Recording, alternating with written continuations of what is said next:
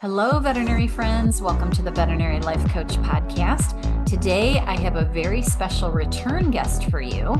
Her name is Dr. Natalie Fayman. She is a veterinarian, a certified professional coach, and a certified positive intelligence coach. She has over 33 years of experience in ER and general practice, and now works as a veterinary stress and burnout coach. Welcome back, Natalie. I'm so happy to Thank you have so you. much. It's so exciting to be back again. Yeah, last time we had such a good conversation, and there's so many more things that we didn't talk about.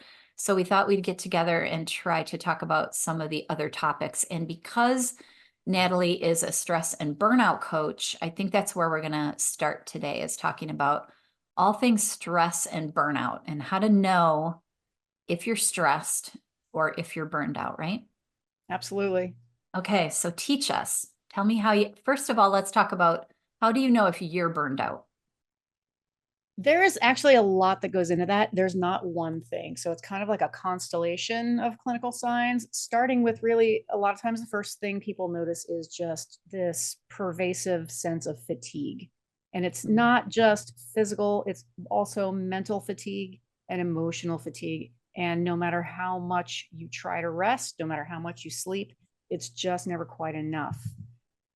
Also, the burnout, the constant state of stress will, as we all know as doctors, it suppresses your immune system. High levels of cortisol means your immune system's struggling. So you may notice yourself getting sick more often, taking longer to recover. I remember when I was working in the ER, I thought it was normal to take 3 weeks to get over a cold. And when I finally got out and kind of got acclimated to a day job, I got the first time I got sick, I was better in 3 days. I was like, wait, what is this how other people exist? That just was a whole new experience to me. Not until that happened did I actually realize how immune suppressed I had been for Hmm. 24 years. So Yeah. yeah, pay attention to how often you get sick and how long it takes you to recover. Also, a lot of times when we are kind of sinking into burnout, we kind of start feeling like we're insignificant, like the work that we do doesn't make a difference, like we don't matter, and no matter how hard you work, nobody cares, nobody notices, and it's just not changing anything. And so Yeah, then it's we it's start. almost like sinking into a depression. Yes, absolutely. And so, we start feeling like we personally are failures if we can't fix everything. And as we know, there's so much that goes into life in general and veterinary medicine that is absolutely not under our control. Things are going to happen, and we cannot blame ourselves when things happen. But as we become more and more burned out, we kind of use that as evidence against ourselves to prove to ourselves that we're failures. We should give up and stop trying. Lots of being overwhelmed, feeling irritable, feeling trapped, like there's just no escape from your situation. Sometimes we will notice that we are having a hard time remembering things. Our performance at work will start to decline. As things progress, we may find ourselves turning to distractions like alcohol, drugs, food, other things, just to take the focus away from our emotional state or to not have to deal with it. Lots of apathy and hopelessness, feeling disconnected, both at home and at work, because when you're in that phase, sliding into burnout, whatever stage of burnout you might be in, it doesn't just stop when you leave work. It comes home with you. It's with you when you're with your family, when you're out in your social circles. It follows you around 24/7. And so then eventually, like, we'll find ourselves losing interest in the things that we used to love doing or looking forward to, not really caring about the things that really used to inspire us and fill our cup. And that kind of leads into a different component of burnout that we call compassion fatigue, which Mm. is Yeah. more like a secondary emotional trauma that is caused by being constantly exposed to other people's suffering and other people's emotional trauma. So, most of us that come into veterinary medicine, we're givers, we're healers, we're fixers. We want to make everything okay, we want to save everything. And the reality is that we can't do that all the time. And the more we try, the more we hold ourselves responsible for creating that outcome, the more we realize that a lot of that's really not under our control. And so we start to experience that emotional trauma, which is intensely painful and distressing. And eventually you get to a point where you have no choice but to protect yourself by withdrawing your emotional engagement, building an emotional wall around yourself. And then we use that as even more evidence against ourselves. Oh, I'm losing my compassion. I'm heartless. It's not that. It's that you are in a state of emotional decline such that you have no choice but to protect yourself. So Right. this kind of, to me, when I see people experiencing compassion fatigue, it means things are way down the road and we got a lot of work to do to try and recover from Beyond that. burnout. Beyond Yeah. burnout, absolutely. And Yeah. then, there's the physical symptoms: headaches, migraines, upset stomach, loss of appetite, sleep disturbances, big one. And that is just more to add to the toilet spiral, because when you're not sleeping, then your body can't recover. You got the brain fog and the fatigue. Then you have to eat or over caffeinate yourself for energy. You get irritable, you get snappy, you can't focus, and it just compounds the whole situation. So that's kind of a long answer to your question. There's not really a simple, this is you burned out, this is you not burned out. It's a Right. progression. It's like a spectrum, and there's a lot of factors that feed into it. Yeah. When I see it, it's almost like this pervasion of just negativity. It's like nothing's fun, nothing's happy. Like it's almost like I was coaching somebody that I think is burned out, or at least going down that road. It's almost like they don't see anything good about themselves specifically, Mhm. but then they get to the point where they don't even see anything good around them. Like the Right. stuff that gets you a normal person, normal, I shouldn't say that. The stuff that used to get you excited no Yeah. longer does. The stuff that used to be a win at work no longer is. Like you just don't have any, it's almost like losing your joy in a lot of ways, I think. Yeah, exactly. And I think a lot of that just comes from that constant negative experience that we have over and over again over a period of years. And eventually we just kind of start feeling like, why am I bothered? Why am I going to bother to try? Nothing's going to change. It's always going to be horrible. This is my life now. And as you said before, that brings in a certain element of depression. And then that's when we kind of start to lose interest in all the things that used to make us happy and inspire us. Well, and then it gets dangerous, right? When you Yeah. get into that point of depression, you're in the danger zone, Yeah, yeah, you that's know? time for therapy. Yeah, well, it's time to just try to recognize that you need help in some level. You need Yeah, to talk to a therapist or a coach, or just, being in that point where you're not right is it's very difficult to reach out for help, because I've been there too, like I yeah, think all of us have at some point yep, in our lives. And getting to the point where you're like, okay, something's not right here, even if you don't know what it is. If it may not be burnout, it may not be compassion fatigue, and it may, you don't always know that when you're in it. You just don't feel any joy or any excitement about anything. yeah, that's a, Yeah. a pretty strong red flag that something needs to change, and quickly. Yeah, yeah. So can you explain a little bit to people what's the difference between like normal stress, because we all have that, right? That's like a natural part of our job, Yeah, it's a natural part of our life. And when it turns into like the unhealthy, I mean, you kind of already talked about it a little bit, but how do you differentiate between I'm just having a stressful time in my life and, it's going to get yeah, better and I can handle it, versus I'm burned out or depressed and I need help? yeah, absolutely. Well, stress is definitely a normal part of life, but it was never intended to be a permanent state that we live in all the time, right? Right. Your body can actually respond very effectively to short-term stress. And so, example, if you're driving down the highway and a semi cuts you off and you're this far from having a horrible accident, you slam on the brakes, you might lose control for a second, but then you get it back. Your heart's racing, your blood's pumping, your awareness is heightened. It's like that time slows down. Your body responds quickly and effectively to a short-term stressor like that. But imagine living in that state all the time when our adrenal glands and our heart and all of our vital organs cannot sustain that level of intensity for an indefinite period of time. We have to be able to recover. And so what we do as a society is we live in this constant state of stress where we never recover. We're sleep depriving ourselves. We're staying late at work. We're neglecting our family and our social ties. We're not giving ourselves the recovery that we need. And over time, our adrenal glands, our hormones, our brains, our hearts, our immune systems get fatigued. There's only so much reserve. And when you use it up, then bad things start happening.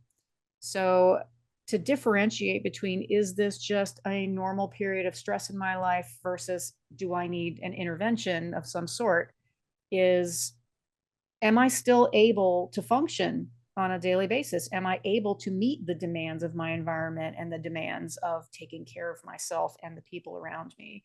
And if I'm starting to feel this rising sense of helplessness or panic or desperation, or just my fatigue is increasing day by day by day, and I can never get caught up, that's probably when it's gotten to be a little bit too much or too long.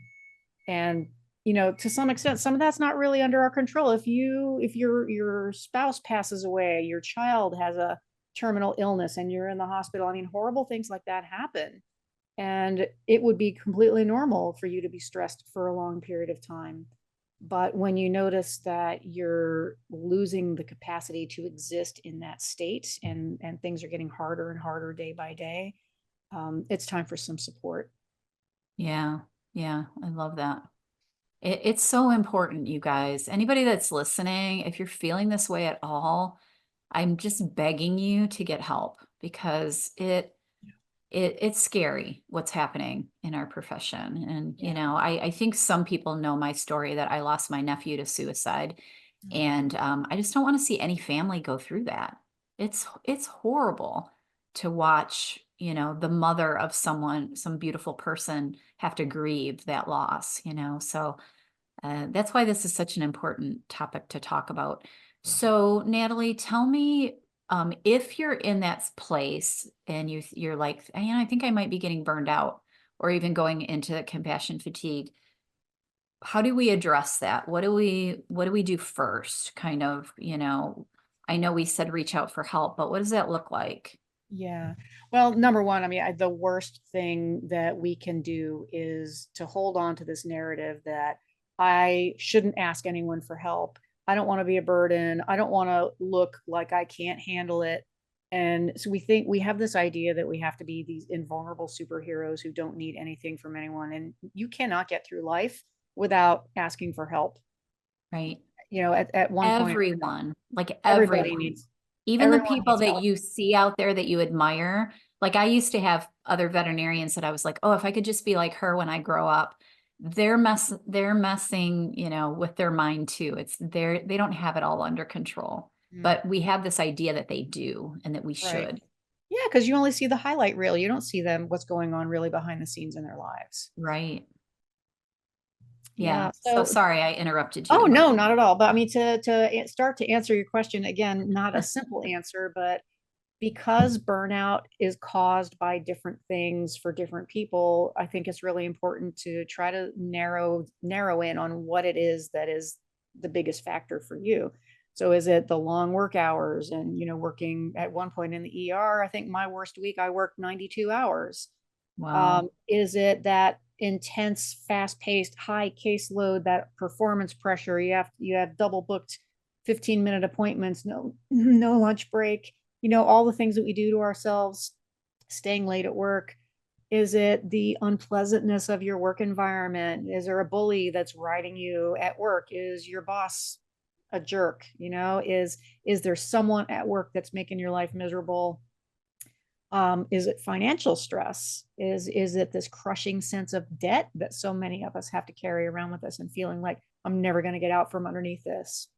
Yeah. Is it negative feedback from clients or your coworkers or your boss? People always complaining no matter how hard you try to make them happy.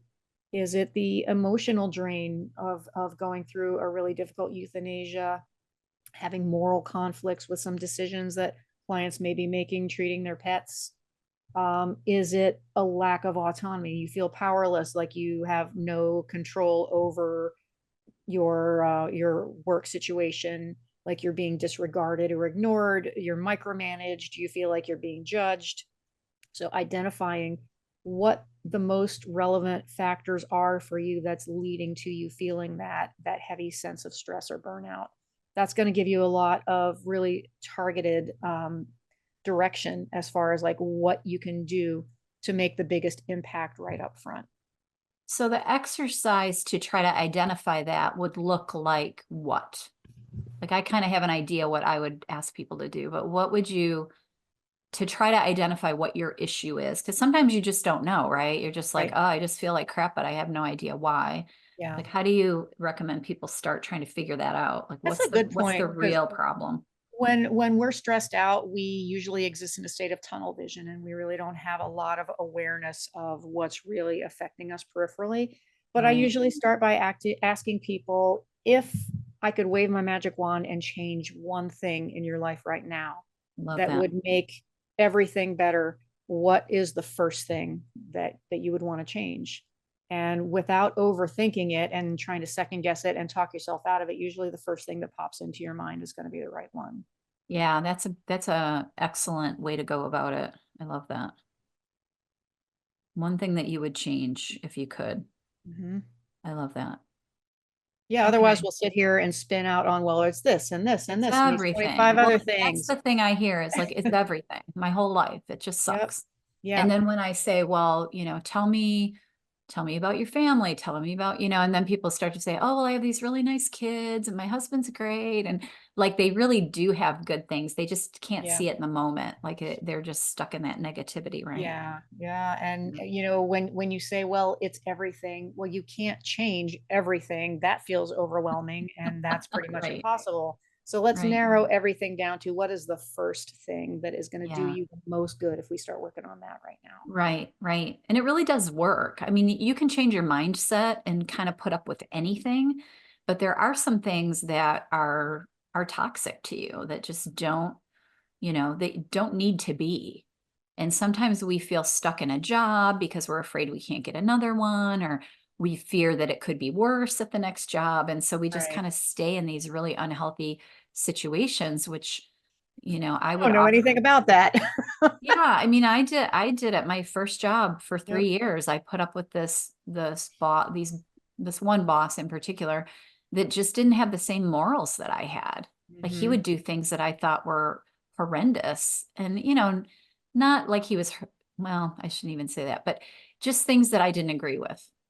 And instead of being like, well, this isn't the place for me because I don't agree with the owner's morals and values, I just thought, well, I can change him and I can fix this. And, like I was just this cocky new grad thinking I could change the world. So, Or even worse sometimes you yet, don't I will realize it. change myself to suit his narrative. Well, I That's the kind trap of that a lot did of us at the, fall into. at, well, I kind of did at first, but then I started pushing back and that's how I got fired. Good. Take that as a That's badge of honor. Yeah, but in hindsight, I should have quit. You know what I mean?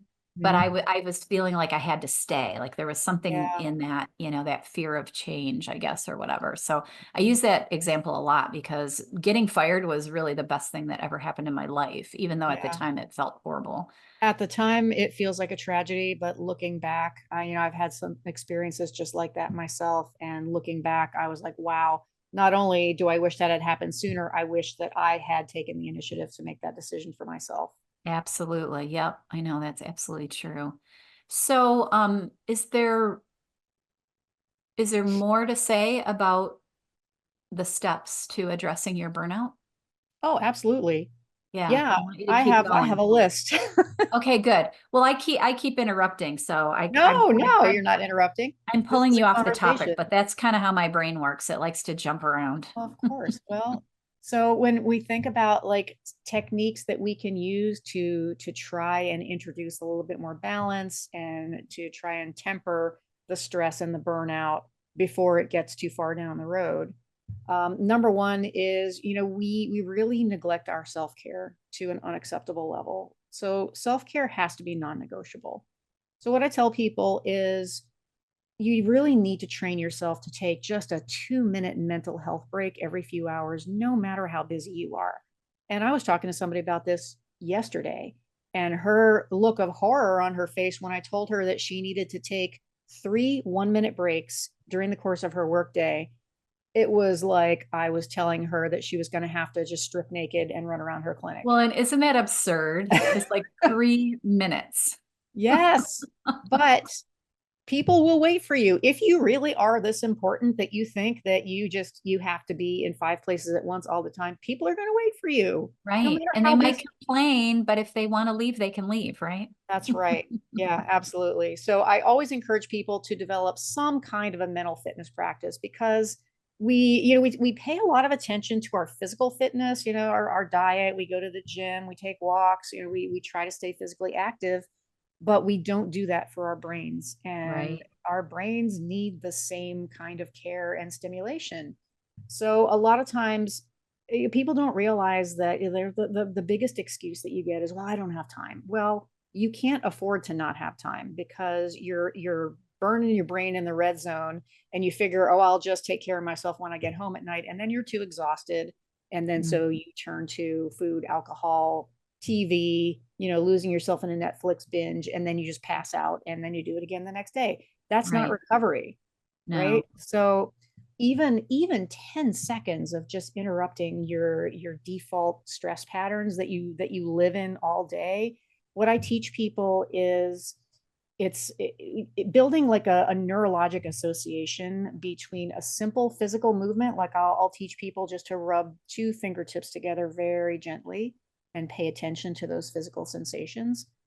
While you're doing that, you're using some sort of a mental image to bring up feelings of love, contentment, happiness. So I use my cat all the time. Some people use their kids, a happy memory from childhood, a beautiful place that you visited on vacation somewhere in the world. Put yourself there for 10 seconds and just let yourself have that emotional experience as if it was really happening to you right now. And while you do that, gently rub your two fingertips together. And if you do this for 1 to 2 minutes, I tell people 3 4 times a day, within a few weeks, what you'll notice is that you can just rub your fingertips together when you're feeling stressed, and instantly you will feel your emotional state change. I use Mm. this for myself all the time. It took me about 3 weeks before it was reliable, but I remember very clearly I was doing something on the computer. I got a message from work. I don't even remember what it was, but it just instantly irritated the crap out of me. I was like, what the heck is wrong with these people? What are they thinking?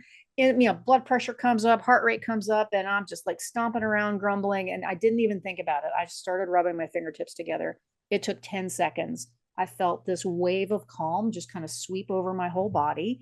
And my whole mindset shifted. And all of a sudden, I was thinking clearly. I was like, okay, in the grand scheme of things, am I even going to remember this a month from now? Probably not.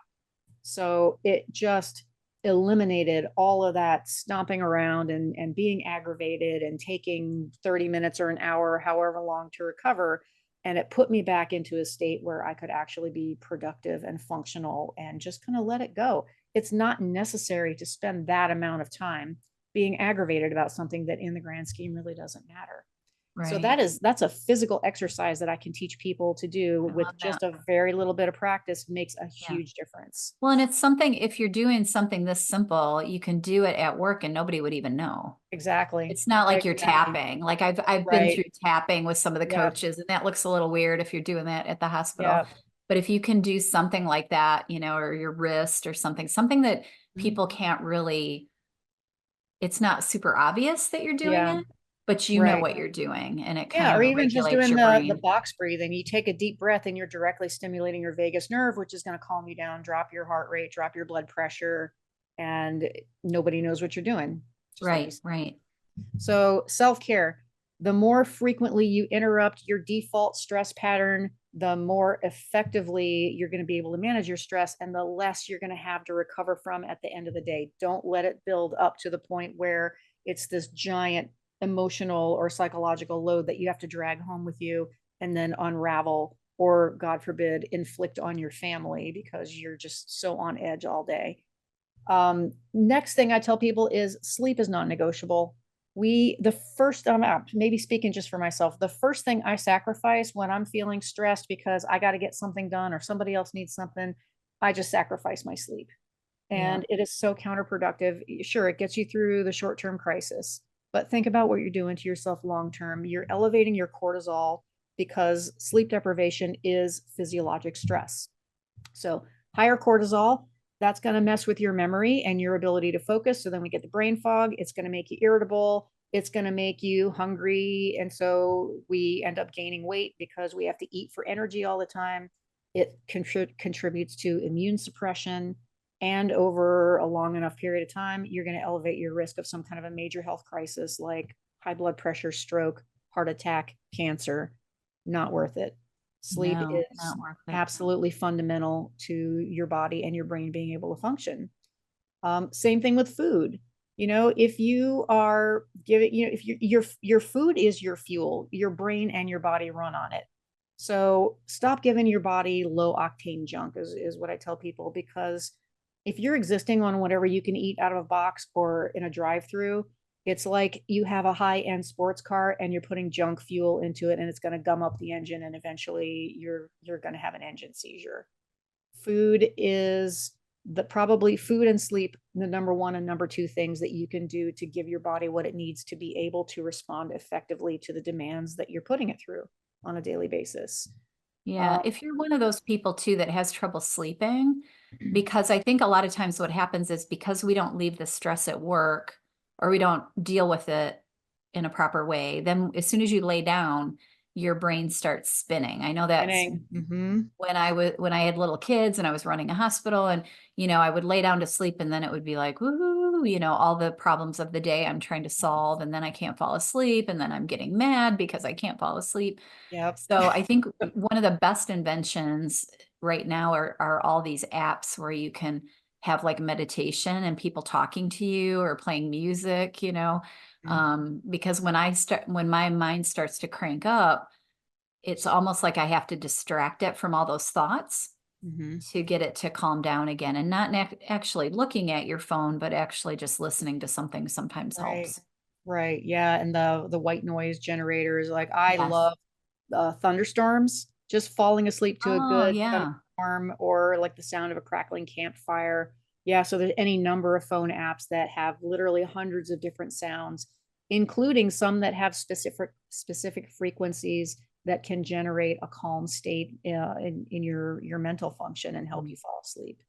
Yeah, because if you're having a sleep issue and you don't really know how to address it, it's almost impossible, I think. Like sleep is tough if you're in a Yeah. really Yep. cranked up high cortisol mode. And I think that happens to a lot of us as we get in this place where we feel pretty good, but we're just not sleeping well. And then you can't sleep. Yeah. Nothing works without sleep. Right. Yeah. I love that. Yeah.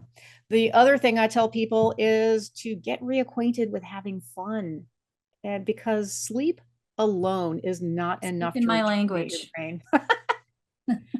Your I brain, love I mean, fun. sleep is necessary, but it's not enough. It doesn't rejuvenate your brain. You need to have playtime. So disengage from daily stress just for a few minutes. Let yourself stop worrying. Just let yourself experience something that you enjoy.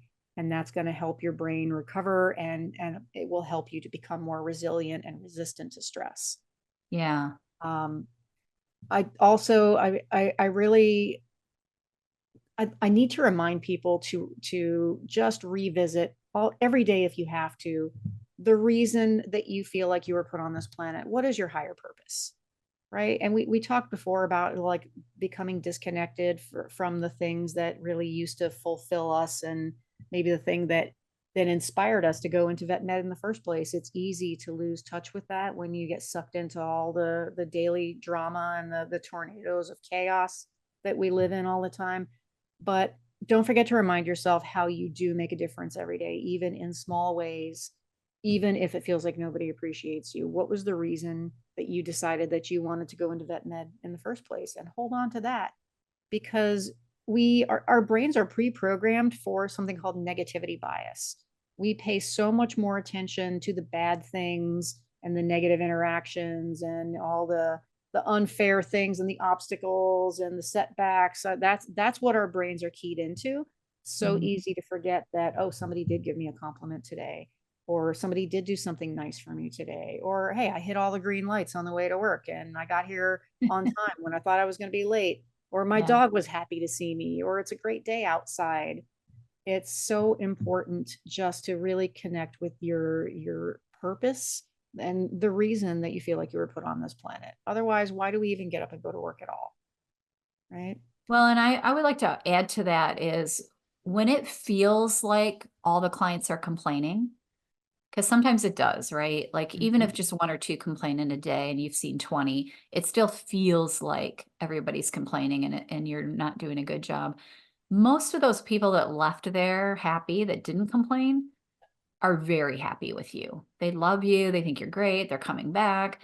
They're super happy that their pet's better, but they don't turn around and say it to you. There's this big disconnect with people giving compliments. And I wish people were better at it. I wish I was better at it because, I had Same. this great veterinarian that worked on my dog last year and, got to the bottom of his problems and basically saved his life. And I said, thank you. And you're great. And I sent cookies or something, but I didn't like gush and like, it was the greatest thing because they said it was my dog. I'm a veterinarian and I couldn't do what he needed. I needed the specialist to do it. Right. And so I think that I talk about this doctor all the time to other people. She's great. You should go to her. She's wonderful. That place is wonderful, but they don't hear it. They Right. don't know I'm out there unless somebody else goes in and says, Dr. Capel sent me. They don't hear it. So just if you can remember that, you're probably not hearing 50% of the happy people because they just don't know how to say it or they just forget about it because they're happy now or whatever. So I always tell people like you're doing good in the world even if nobody tells you you are. And if you can Amen. accept that, that helps you so much. That is so true. And I think a lot of us make the mistake of just assuming that the other person knows that we appreciate them. And so Exactly. it can seem like when you get negative feedback that that's the only experience you're having, because when they're having a positive experience, they just assume that you know and that they don't have to tell you. Right. Exactly. Yeah. So if I can give anybody a tip, it's like, remember that. Remember that the puppy you saw and you cuddled it and vaccinated it and made over it and gushed over it. Those people are super happy when they leave your hospital. And that's you. For sure. Yeah. And there's an easy way to get positive feedback from people, and that's to give positive feedback. Because when somebody hears you say something nice to them, they want to say something nice back to you. Right. Yeah, that's a great idea. Mhm. Yeah. Okay, is there more on your list? Oh, yeah, absolutely. Okay, keep going. I'm Yeah. writing them down, so I'm Oh, keeping good. track of Okay. what you're saying. All right. So, next thing is to nurture your relationships, because our Mm, social connections are food for the soul. We are not solo superheroes. We are pack animals. We need people. And some of us may be more introverted and some may be more extroverted, but it's never healthy to live in isolation. And when we start feeling stressed or we start feeling a little depressed, that's a lot of times that's the first thing we do is we isolate ourselves. We start turning down invitations to go out with our friends. We just want to stay home and be miserable with ourselves. right. So don't sacrifice your personal life to spend more time at work. Don't use work as an excuse for not engaging socially.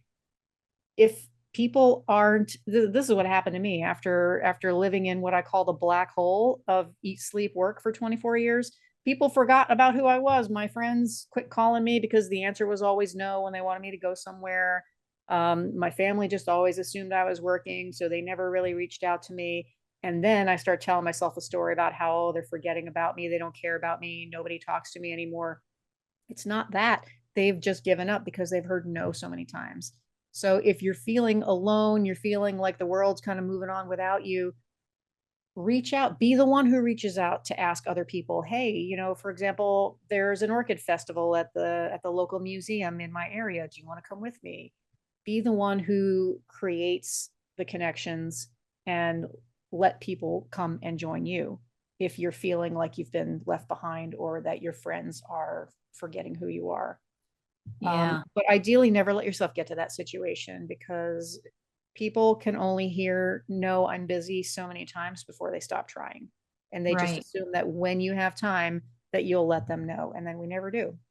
Yeah. And I would like to add to that, if you're in an area where, let's say you're new or you're far from your family and you don't know anybody, because this is a hard situation for me when, especially when I moved down here, like I didn't have any friends here. And, I had my husband, but, that's not the same. And I think we get so intimidated by putting ourselves out there that we just stay home and hope that we meet friends. So when I'm talking to people that I'm coaching and they say, well, I don't have any friends here, I feel alone, I'm isolated. I try to encourage them to, okay, what do you like to do? Or what did you used to like to do when you were a kid? Well, I like to play softball, or I like to play tennis, or I like to do art, or whatever it is. It doesn't matter. And then look for a place where you can go, like take lessons, maybe. Oh, I love to paint. Well, maybe there's a painting class you can go to.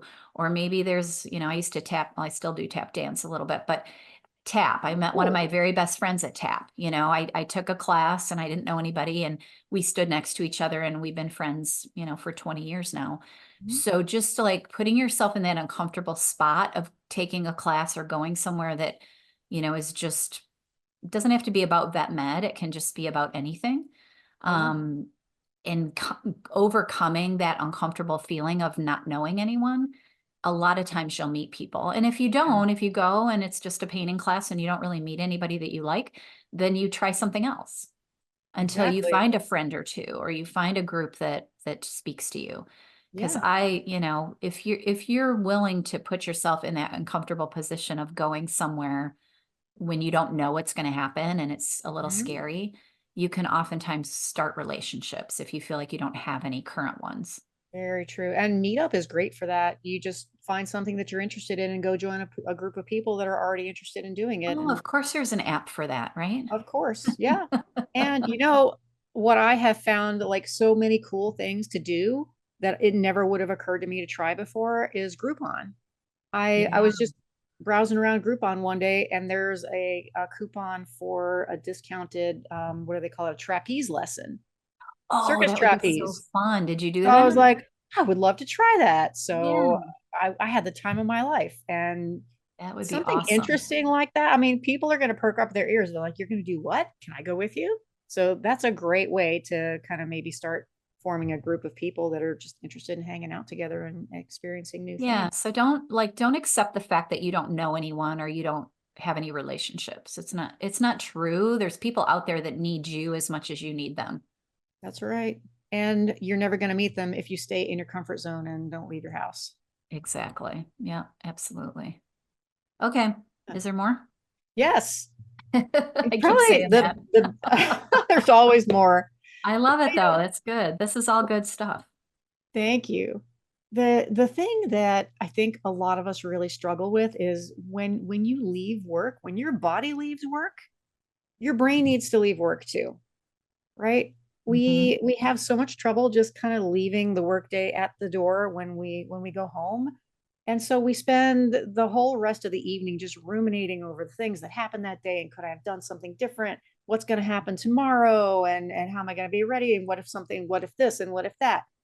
And so when you are preoccupied with your workday, either what happened today or what's going to happen tomorrow, you go home and you're not really present for your family and your friends and the things that you want to do in your personal life. Your body may be there, but you're just a ghost because your brain is somewhere else. And so the people that you care about most in your life are really just kind of getting an empty shell. And so practice being fully present in the moment for what is happening right in front of you. The thing that this is a big thing that I really took away from positive intelligence training is most of our mental stress comes from allowing our minds to dwell either in the past or in the future.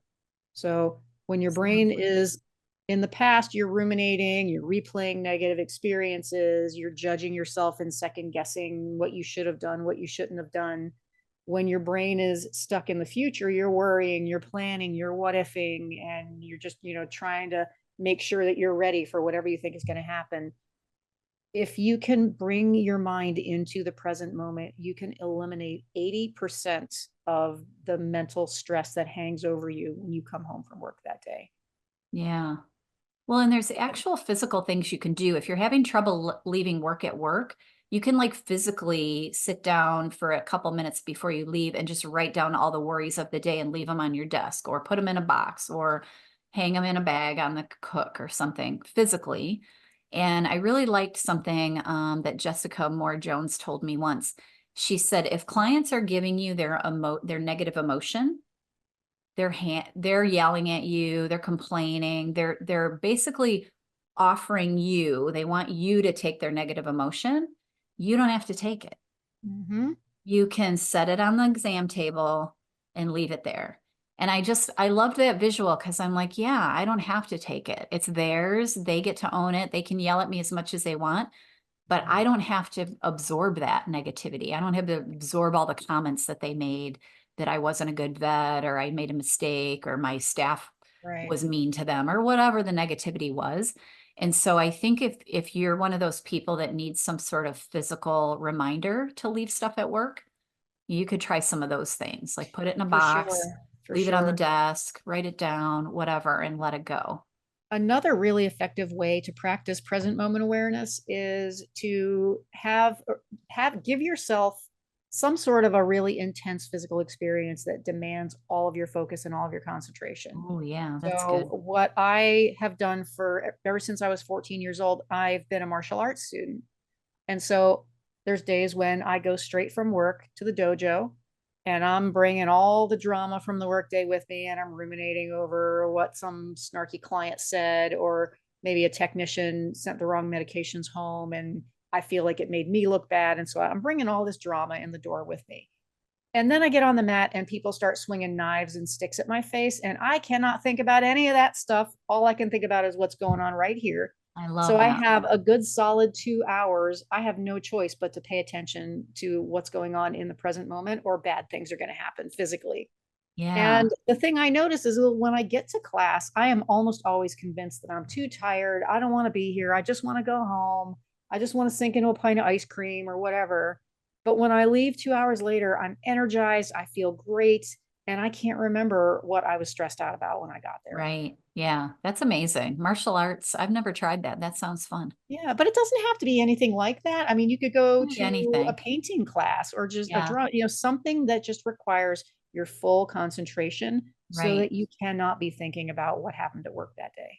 Yeah, yeah, I started painting this year and I just watch YouTube videos where they tell you how to paint stuff and I paint it. Mhm. And it really is very centering. It's almost Yeah, like a meditation because exactly. I'm watching what she's doing and I'm mixing the colors and I really can't worry about anything else because I have to focus in order to paint my silly looking rooster or whatever I'm painting. So yeah, I love that. Just anything that kind of immerses you. Maybe it's Yep, dancing or singing or yeah, I yep. think that's Yeah, that's it amazing. basically becomes a vacation for your brain.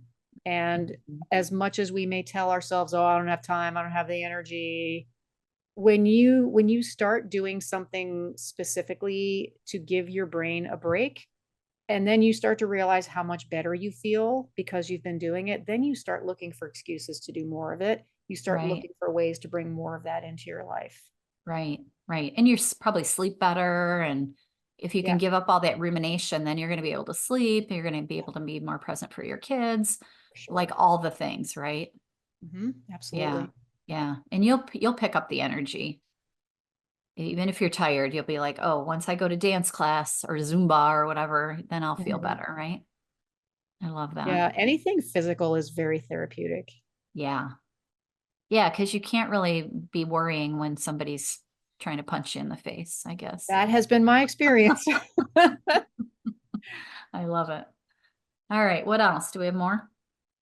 Well, you had asked me before we got together to have this conversation today about how to cope with the demands of clients and how to manage Oh, yeah, time. let's talk about clients. I love that. Yes, That is, I for think, one of the biggest things that bothers us is the client interactions, for right? Because sure. the Yep. communication's hard.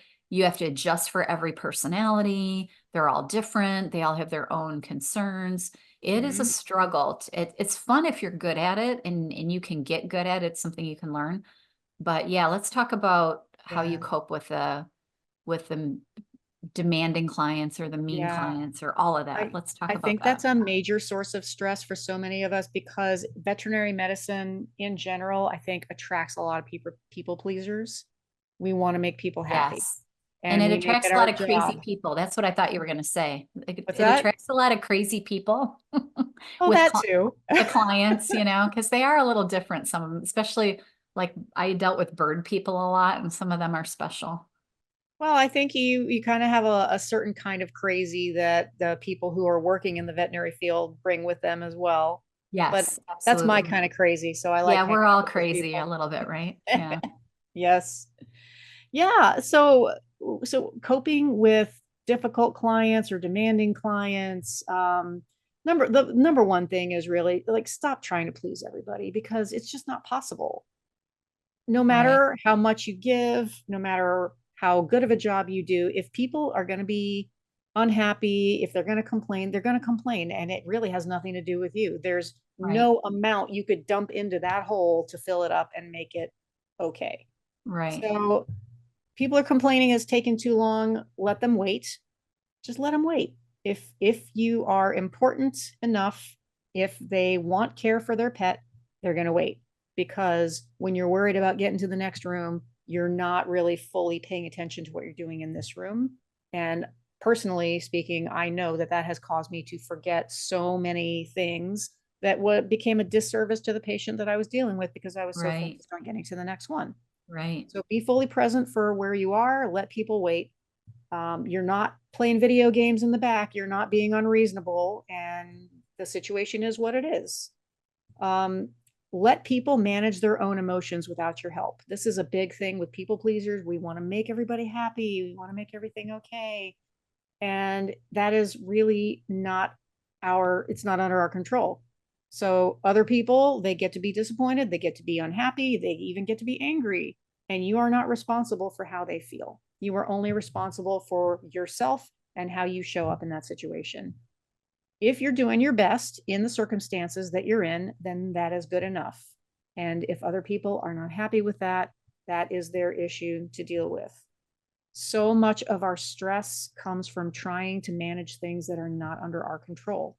Right. And so that is really 80% of our day, things that are not under our control. So if we start paying attention to the 20% of the things that we can control, that eliminates so much of the stress burden that we put on ourselves. So things you cannot control include other people's thoughts about you, other people's feelings, other people's opinions, other people's actions. So how much better would you feel if you could just drop 80% of the things that you're worried and stressed out about on a daily basis and just focus So on, much. yeah, I mean, just focus on making sure that you are taken care of because when you're depleting yourself, you cannot give anything to anybody else or you're not Mhm. giving the best version of yourself to everybody else. So if you just if you're legitimately doing the best you can in the situation that you find yourself in and somebody else isn't happy with that, that is their problem. Also, when people are just determined to be unhappy, let them leave because you're really overextending yourself trying to make everything okay for them and that's just not under your power to do.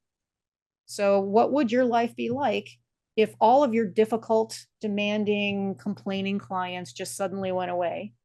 And the only clients that you had left were the ones who truly appreciated you, who were happy to wait for you and grateful for everything that you were able to do for them. Right. How much Yeah. of your energy would you be able to recover from not having to turn yourself upside down to please those people who are just not ever going to be happy anyway?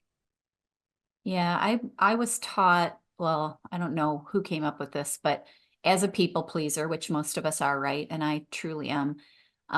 There is a mantra that I have to remember, and it's like, there's no problem here.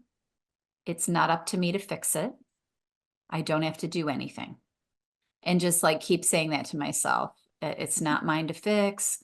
You know, if somebody's having a bad day and they're crabby, if I'm the owner of the hospital, I might have to deal with them and get them out. And so fixing it would be asking them to leave, but I don't have to make them feel better. There's nothing that I need to do. And I think that takes away a lot of that people pleasing. It's like the problems that we see are because we want everyone else to be happy.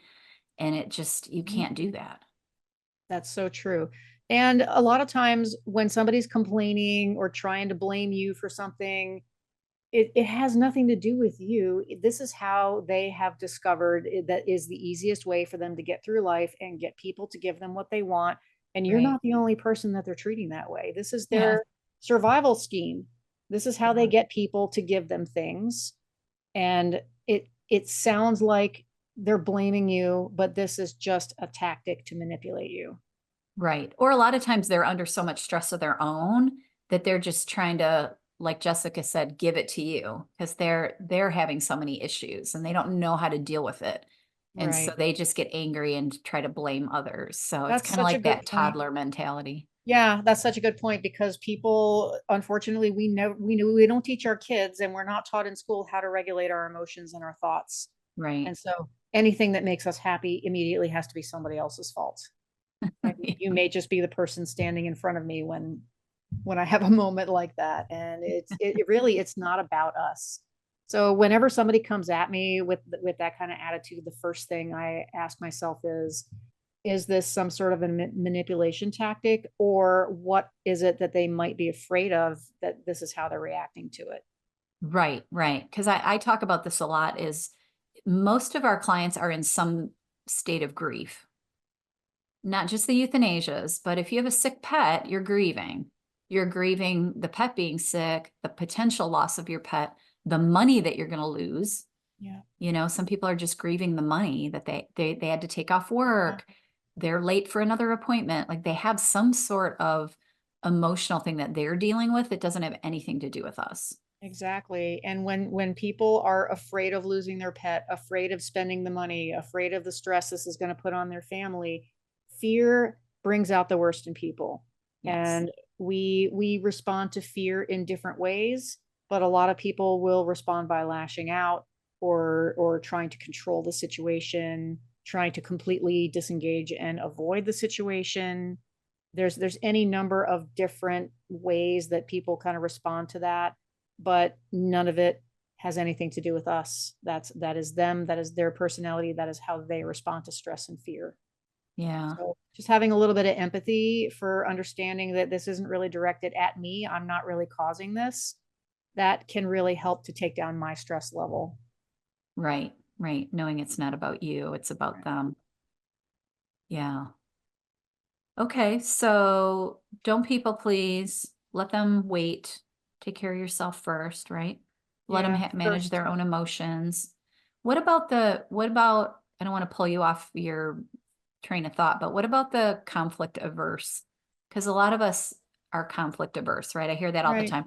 I particularly kind of enjoy conflict. I don't know why. You're I the get a second person perverse I've heard joy say that. about arguing with people. Uh-huh. But most people said they hate it. So how do Yeah. you deal with that? That's an element of people pleasing because we don't want people to be mad at us. And that gives people the ability to manipulate us because we are so willing to do whatever we have to make people happy, to keep the peace, to smooth everything over. Then we end up sacrificing our time, our energy, going above and beyond.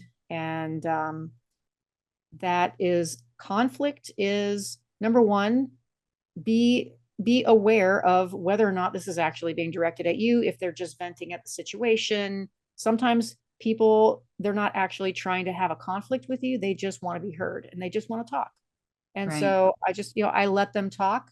I will, I'll empathize with their situation, I'll put myself in their situation. If I was where you are, I would probably be feeling the exact same thing, and just show them a little bit of compassion. And this is really the thing that I watch for. Like if a client's angry, upset, yelling, I'll let them talk. I'll show empathy. And what I watch for is this release of tension from their body. There's usually a big sigh, like a whoosh. And Mm-hmm. you'll feel like all of a sudden, like their energy will drop and they'll calm down. And that is really the first moment that they will be capable of hearing anything that you want to say. Right. Because if they're coming in hot, they can't hear you, they won't hear you, they're not interested in hearing you, they want to be heard. As soon as they are satisfied that you've heard them, watch for that release of energy, however it shows up for them. But usually their shoulders are going to drop. They're going to take a deep breath. They're going to calm down. They're going to slow down. Now they're open to hearing whatever you have to say. And I'm also very careful when I'm engaging with somebody, whatever I say to them, I don't want them to hear it as a judgment or an accusation or me blaming them for anything. I Right. simply want to present how things look from my side of it, help them to see things the way I see things, the way I just did it for them. And usually that will kind of give them enough of a perspective that we can find a way to resolve that situation. But nothing happens until the person who is anxious and upset feels like they have been heard, feels like they are understood and that they've been acknowledged. Yeah. So if you look at it that way, I mean, when you have an interaction with somebody like that, when they come in angry and they leave thanking you for listening to them and for giving them that compassion, what you've done as a result of what we call conflict is you have actually created a deeper, more trusting relationship with that person. Absolutely. Yeah. Yeah. And I think that's why I say I like it, because I like the challenge of keeping myself calm and not getting defensive, even though sometimes on the inside you get that adrenaline rush, like, oh, you really want to fight back. But I like when somebody's upset and angry and I can just go in the room and be calm and I understand, tell me what happened, and keep myself calm, which is a challenge, Yeah, and then get to a resolution. That's why I think I like it, because I am a it's people very, pleaser, and that's it's people rewarding. pleasing. Yeah, Yeah. but it's rewarding because it's like you're taking this big kerfluffle and you're turning it into something good. And sometimes those are your best clients. I've had Yes. some sessions with some clients that I just kind of stood my ground but stayed calm and tried to fix it for them as best I could, or just even if I couldn't fix it, just say I get it. This kind of sucks, but we're going to have to Mhm. just move on. And Yeah. those will come back and be some of your best clients sometimes. Absolutely. And, if somebody's really just determined to be unreasonable and demanding, then they get to have their feelings and it is not your responsibility to fix it. But Right? it is your responsibility to show them where your boundary is and not back up from that boundary. Because if you draw a line in the sand and then you step back and let them step over it, you're just teaching them that they can walk on you and It that you're a works. doormat. Yeah. Yeah. Yeah, that their bullying works. Yep. I love that. Okay, is there more to that? Is there more we need to say about that? Um, well, I think that's pretty much everything I could think of to talk about with the people Yeah, I pleasing. think the biggest thing that I feel like when we're afraid of conflict, or we say we don't like conflict, or we're fearful of it, is that's a constant underlying stress, right? Like every room you go into, you're thinking, well, what if this client gets mean, and what if that client gets mean? So if you can get to the point where you're like, hey, I can handle anything. I can be calm. I can receive any emotion and keep calm.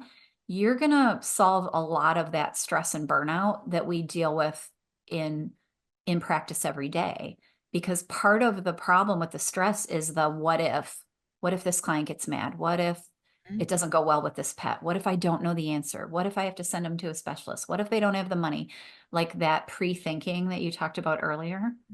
So I think if we can get really comfortable with, okay, I can handle clients that are angry, I can handle them. It's Yeah, not, it's nothing against me. It's not that big of a deal. That takes a lot of the power out of those the few angry clients that we see. for I sure. think we Yeah. don't see as many as we think we see. That's very true because anybody that just makes a comment that hits us the wrong way and we see that as a criticism or a conflict and it may have nothing to do with that. Right. And Yeah.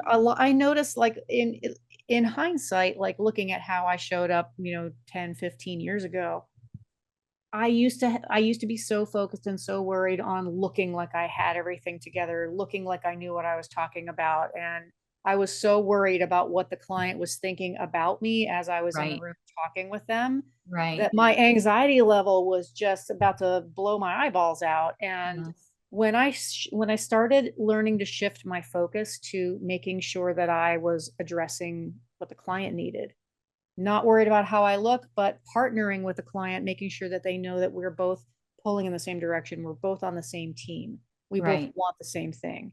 Yeah. And then the conversation became more of a collaboration rather than me being worried about looking a certain way or projecting a certain image. And that has Right. done so much to eliminate a huge chunk of the stress that I used to carry around with me. Yeah. That's so true. It is. It's amazing. All right. Well, did we solve all the world's problems or do we have I one more think thing we to made a talk big dent. about? Well, it's super fun talking to you. I love all the Thanks. things you're saying. I think these are Yeah. all super relevant and pertinent to, what our veterinary friends do every day and how difficult our job is, but how rewarding. I like the word challenging better than difficult because challenges bring rewards in my mind. Yeah, challenges are opportunities. And Yeah, when you're so worried about making sure everything goes right, you're actually trapping yourself in that tunnel vision and you're going to miss a lot of the opportunities that are on the horizon. beautiful. So tell people where they can find you if they want to learn more about you and your Oh, coaching sure. and what you Thank do. you. Yeah. So you can find me on LinkedIn under my name, Natalie Fayman. You can find me on my website, which is nolimitscoachingnow.com. And I would encourage everybody on the front page of my website, you can download an amazing ebook that was published about a year ago by Positive Intelligence called Your Employees Are Not Okay: The Impact of Poor Mental Health in the Workplace. Even if you are not a practice owner, you are going to see a lot of what's going on around you and possibly even a lot of what you're experiencing in this document. It does a phenomenal job of really detailing all of the hidden costs of having people who are stressed out, anxious, unhappy, disengaged at work, and all the ways that that is just creating toxicity and sabotaging the success of the practice and the individuals in the practice. So Yeah, and I encourage I would everyone to like grab a copy of that. I would like to add to anybody out there that's feeling somewhat negative about the profession is to get yourself a coach. Get somebody like Natalie or me, or encourage the other people in your practice to do the same, even if it's just a one-time thing. Just Yeah. go out there and talk to somebody and get a different perspective. Work on your mind a little bit. It's so rewarding, and there's Yeah. so many of us in the arena now of coaching veterinarians that there's lots of choices. So Yes. pick your I'm coach, so but get one. encouraged to see how many people are entering the veterinary coaching arena. And if any of your listeners want to have a conversation with me, there's also a link on my website for a free session. So please take advantage of that. Awesome. I love it. All right, everybody. Thanks for listening and have a beautiful week. This is Dr. Natalie Fayman. Bye, everybody. Bye, Bye. Thank Natalie. you for having Good to talk to you. me. You too. Thank you.